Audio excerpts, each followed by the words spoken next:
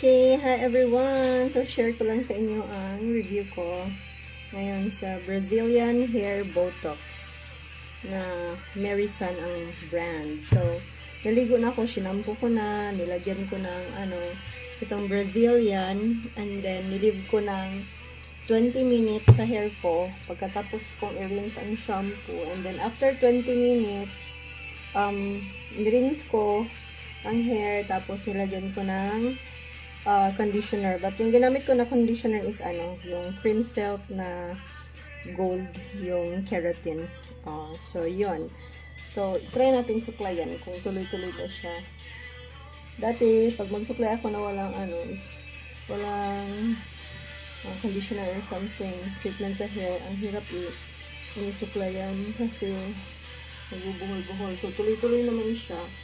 So mamaya tignan natin pagkatapos kong i-blow dry ito if ba siya, straight ba talaga yung hair. So, yan. Yan ang result ng hair. No?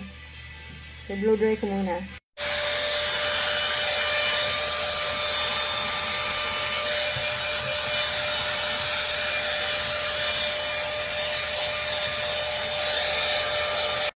Okay, so ganito ang result ng hair ko.